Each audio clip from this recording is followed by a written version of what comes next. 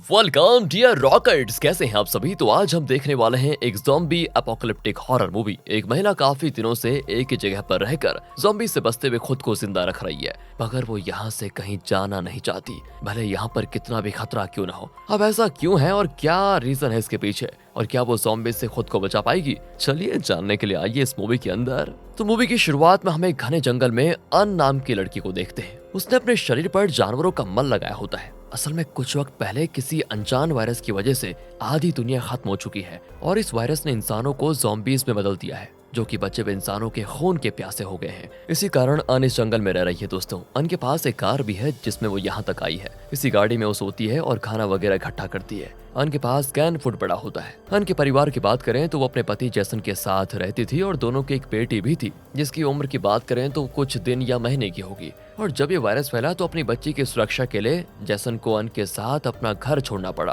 क्योंकि दोनों नहीं चाहते थे कि उनकी बच्ची को कुछ भी हो जाए। इसलिए जैसन जंगल का रुख करता है, क्योंकि उसे जंगल में कैसे सरवाइव करना है ये बड़ी अच्छी तरीके से आता था। असल में जैसन अक्सर कैंपिंग पर जाता रहता था, इसलिए उसको जंगल की अच्छी नॉलेज भी थी। साथ ही इनका घर भी जंगल से बस 4 या 5 किलोमीटर की दूरी पर होता है। अब जैसन अन को बताता है कि हमें कैसे सरवाइव करना है, क्या खाना है वगैरह वगैरह। इनके पास कुछ ही दिनों की सप्लाई होती है, क्योंकि इनको जल्दी में घर छोड़ना पड़ा था। हर तरफ बस मौत का मंजर था। फिर जैसन अना को निशाना लगाना भी सिखाता है, ताकि अगर कभी जरूरत पड़े तो वो काम आ जाए। उसके मन में ये डर होता है कि अगर मुझे कभी कुछ हो जाए तो बच्ची को बचाने के लिए अन को सारी चीजें आनी चाहिए। इसी तरह एक दिन ये होता है कि अन की बेटी की तबीयत खराब हो जाती है और जैसन पास के घर से दवाइयाँ और कुछ खाने की चीजें लेने गया होता है, मगर समस्या ये हो जाती है कि रात में भी वो वापस नहीं आता। और जब जैसन नहीं आता तो अन खुद वहां जाने का फैसला करती है। वो अपनी बच्ची को कार में लॉक कर देती है और खुद निकल जाती है जैसन की तलाश में। जिस दौरान रास्ते में उसको जैसन की लाश मिलती है, जिसके हाथों में दवा और कैंड फूड होता है। रोते हुए अन ये सारी चीजें लेकर वापस आ जाती है। फिर कुछ टाइम के बाद एक दिन ऐसा भी आया जब सब कुछ खत्म हो चुका था, इसलिए अब अन को जैसन की तरह खाने वगैरह का इंतजाम करना पड़ेगा। इसी वजह से वो अपनी बेटी को कार में छोड़कर निकल गई सामान इकट्ठा करने के लिए। अब कहानी वापस प्रेजेंट में आती है। अन ने जो कुछ भी जैसन से सीखा था उसे वो अप्लाई कर रही होती है। उसने अपने पास बाल्टी में खुद का मूत्र जमा किया होता है, साथ ही ज़ॉम्बीज़ को उसकी महक ना मिले इसलिए उसने खुद के शरीर पर लगाने के लिए काफी सारा मल जो कि जानवरों का था उसे इकट्ठा किया होता है। इसके साथ उसने छोटे जानवरों को पकड़ने के लिए ट्रैप भी लगाए होते हैं। साथ ही वो खाने के लिए कुछ बेरीज भी लेकर आ जाती है, पर शायद वो बेरीज बहुत जहरीली होती है, जिस कारण उसको खाने के कुछ देर के बाद ही अना को उल्टी आ जाती है। अब वॉमिट करने के बाद उसकी हालत बहुत खराब हो जाती है। अन वहीं पर लेट जाती है, जिससे उसकी आंखों में हम आंसू निकलते हुए देखते हैं और इससे ये साफ पता चलता है कि अब वो इन सब से थक चुकी है, मतलब ये सारी चीजें करते करते। साथ ही अन अब बिल्कुल अकेली होती है। उसके पास बस एक पुराना रेडियो भी होता है जिसमें हमेशा फ्रेंच ब्रॉडकास्ट चलता रहता है, लेकिन ये चीजें उसके समझ में आती नहीं, क्योंकि उसे फ्रेंच नहीं आती।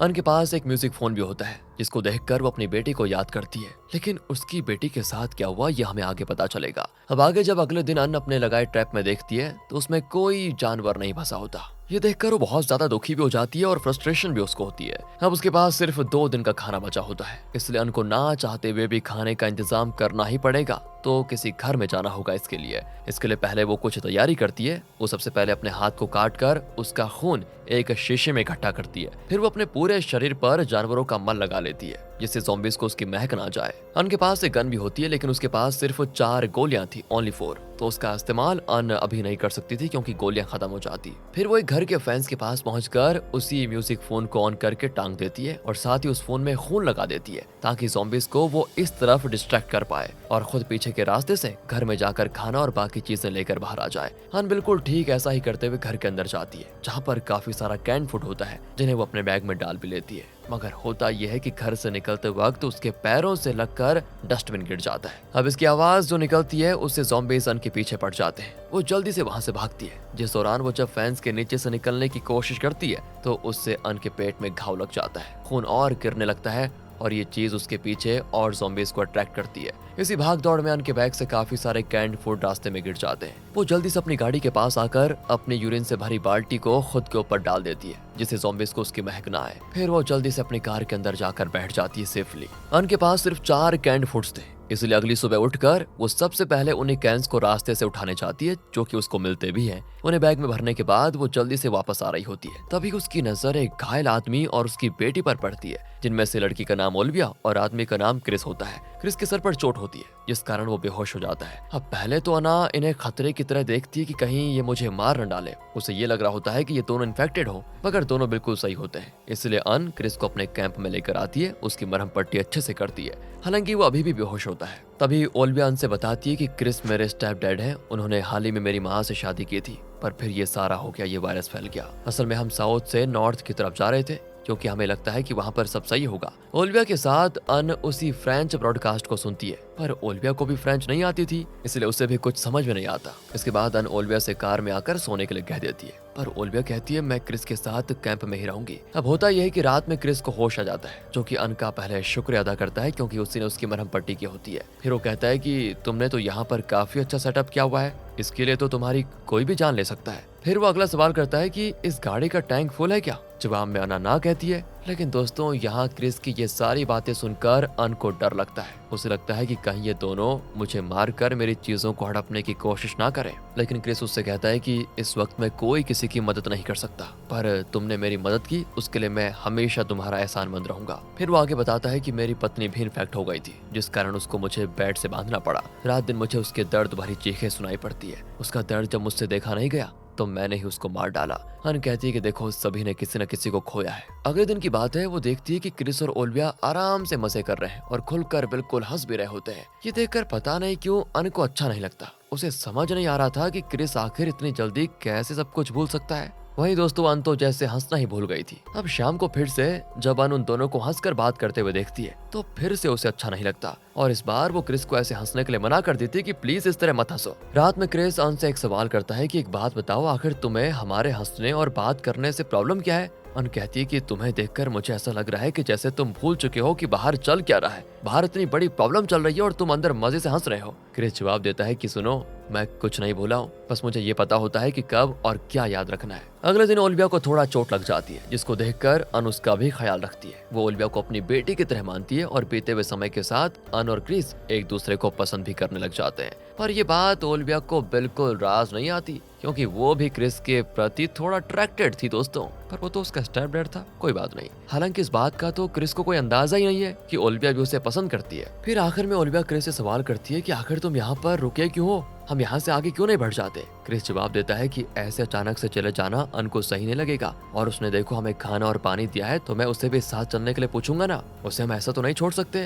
रात में अन देखती है कि क्रिस को वो जो भी कैंड फूड खाने के लिए दे रही है, उनमें से वो कुछ बचा कर रख रहा है। तो वो कहती है ये क्यों कर रहे हो तुम? क्रिस बताता है कि हम जब आगे बढ़ेंगे तो सुनसान रास्ते में भला हमें कौन खाना देगा, कौन पानी देगा? तो ये सुनकर अना उसे और कैंस ऑफर करती है, लेकिन क्रिस लेने से मना कर देता है। कहता है कि इसकी जरूरत तुम्हें भी तो पड़ेगी, अगर तुम साथ में हमारे साथ चलती तो मैं इनको भी रख लेता। अन कहती है देखो, मैं यहाँ से नहीं जा सकती, यहाँ मेरे परिवार की यादें हैं, और जहाँ तुम जा रहे हो वहाँ न जाने क्या हो जाएगा, क्या मिलेगा हमें कोई नहीं पता। और अब इस तरह धीरे धीरे अन उन दोनों के साथ घुलने मिलने लग जाती है। अन के चेहरे पर भी थोड़ा हंसी आ जाती है। धीरे धीरे वो इनके साथ खुश रहना सीख गई थी। और जब तीनों ही साथ में स्विमिंग कर रहे होते हैं तो क्रिस और अना की नजदीकियां देखकर ओलिविया को बुरा लग जाता है। ओलिविया क्रिस से कहती है कि अन बिल्कुल माँ जैसी दिखती है, इसीलिए आप उसको साथ में ले जाना चाहते हो? क्रिस कहता है कि देखो, अन तुम्हारा ख्याल रखेगी और हम दोनों मिलकर उसका अच्छे से ख्याल रखेंगे। देखो, इतने टाइम से वो अकेले यहाँ पर रह रही है, उसको भी तो मदद की जरूरत है, उसने काफी कुछ झेला है, समझा करो बात को।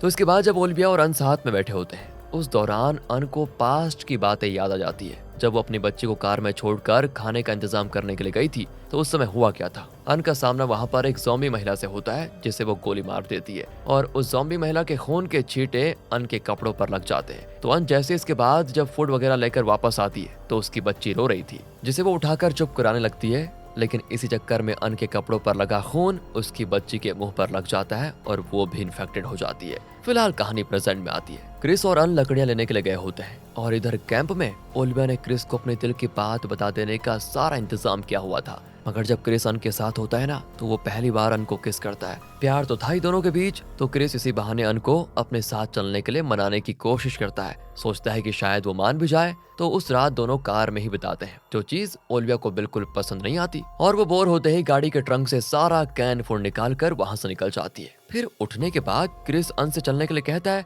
जिस पर वो कहती है कि देखो मैं यहाँ से कहीं नहीं जा सकती, यहाँ पर मेरे परिवार की यादें हैं, मैंने तुम्हें पहले भी कहा था। क्रिस कहता है कि देखो परिवार की यादें तो हैं, लेकिन वो ये प्लेस सेफ नहीं है, तुम आगे चलो मेरे साथ, तुम्हारा परिवार तो यहीं पर मर गया, लेकिन तुम्हें आगे जीना है, चलो मेरे साथ। लेकिन दोस्तों पता नहीं क्रिस की ये बात अन को बिल्कुल अच्छी नहीं लगती और वो बाहर चले जाती है गुस्से में। क्रिस को भी अपनी गलती का एहसास होता है, सोचता है मैंने कुछ ज्यादा ही बोल दिया, वो नहीं जाना चाह रही है तो मुझे जबरदस्ती नहीं करनी चाहिए थी। अना बाहर आकर देखती है कि गाड़ी की ट्रंक खुली हुई है और उसमें फूड कैंस भी गायब है और ओलिविया भी कहीं दिख नहीं रही है। दोनों जंगल में ओलिविया को ढूंढने निकल जाते हैं। इधर ओलिविया जंगल में एक ज़ॉम्बी महिला को देखती है, जिसको देखते ही जोरों से चिल्लाती है। फिर ओलिविया की आवाज को सुनकर तुरंत क्रिस उसको जाकर बचाता है, लेकिन ज़ॉम्बी महिला क्रिस पर हमला कर देती है। ये देखकर अन उस ज़ॉम्बी को शूट करने के लिए जैसे ही गन उठाती है, उसे याद आता है कि गोली तो वो भूल ही गई है, इसलिए वो गन से ही ज़ॉम्बी महिला को मारती है और फिर क्रिस उसी गन से ज़ॉम्बी को बुरी तरह मार डालता है। इस दौरान कहानी फिर से पास्ट में जाती है। अन देखती है कि उसकी बेटी के अंदर इन्फेक्शन के लक्षण दिखने लग गए हैं।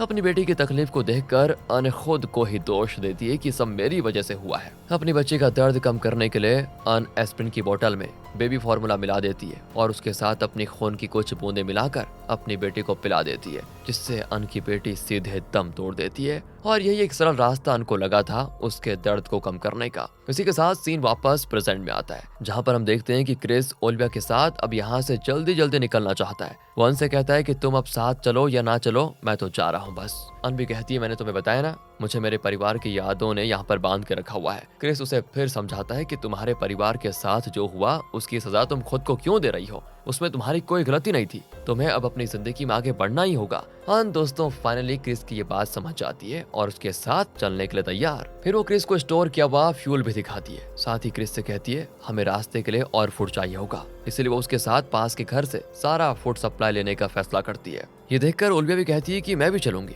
उसको साथ में ले जाने के लिए भी दोनों मान जाते हैं। प्लान ये होता है कि क्रिस ज़ॉम्बीज़ को डिस्ट्रैक्ट करेगा और अन के साथ ओलिविया अंदर खाना लेने के लिए जाएगी। तो जब ओलिविया अन के साथ अंदर जाती है, वो मौके का फायदा उठाकर गन के पिछले हिस्से से मारकर अन को वहीं पर बेहोश कर देती है। साथ ही उसके हाथ को बांधकर वहां पर जोर से चिल्लाती भी है ताकि ज़ॉम्बीज़ वहां पर आ जाएं और अन को खा ले। बाहर आकर ओलिविया क्रिस को बताती है कि अरे अंदर अन की मौत हो चुकी है। और फिर दोस्तों दोनों जल्दी में ओलिविया का लाया हुआ फूड लेकर कैंप की ओर भागते हैं। इसी बीच अन को होश आ जाता है और वो अपनी स्किल का इस्तेमाल करके ज़ॉम्बीज़ से बचते हुए कैंप तक पहुंच जाती है, जहां वो देखती है कि ज़ॉम्बीज़ ने ओलिविया और क्रिस पर हमला कर दिया है। असल में जब ओलिविया अन को उस घर में फंसाकर भागी तो वो अपने ऊपर यूरिन डालना भूल गई और ज़ॉम्बीज़ उसकी महक से अट्रैक्ट होकर उसके पीछे आ गए। इसी पॉइंट पर अन जल्दी से अपनी गन में बुलेट डालकर ज़ॉम्बीज़ को मारना शुरू कर देती है और आखिर में अन की गन में सिर्फ एक गोली बचती है, जिससे वो क्रिस और ओलिविया में से किसी एक को बचा सकती थी। कुछ देर सोचने के बाद वो ओलिविया को बचाने का फैसला करती है और क्रिस फंस जाता है ज़ॉम्बीज़ के बीच। तो अन जल्दी से ओलिविया को लेकर कार स्टार्ट करके निकल जाती है, जिस दौरान वो क्रिस को बड़ा याद करती है। ओलिविया को भी अपनी गलती का एहसास होता है, जिसके बाद ये देखकर अन बड़ी फ्रस्ट्रेशन में होती है और दुख में काफी तेज गाड़ी को चलाती है। सोचती है कि मेरी जिंदगी में हमेशा यही क्यों होता है, जिसे मैं अपना समझती हूँ प्यार करती हूँ वो मुझसे दूर क्यों हो जाता है। इस चीज से दोस्तों वो तंग आ जाती है, पर वो क्या ही कर सकती थी, सब कुछ नेचुरल था। और इसी के साथ दोस्तों ये मूवी यहाँ पर खत्म होती है। बाकी अगर आपको वीडियो अच्छी लगी हो, स्टोरी अच्छी लगी हो, एक्सप्लेनेशन अच्छा लगा हो तो लाइक कीजिए, चैनल को सब्सक्राइब। मिलते हैं आपसे अगली वीडियो में, ध्यान रखिएगा अपना। Thanks for watching.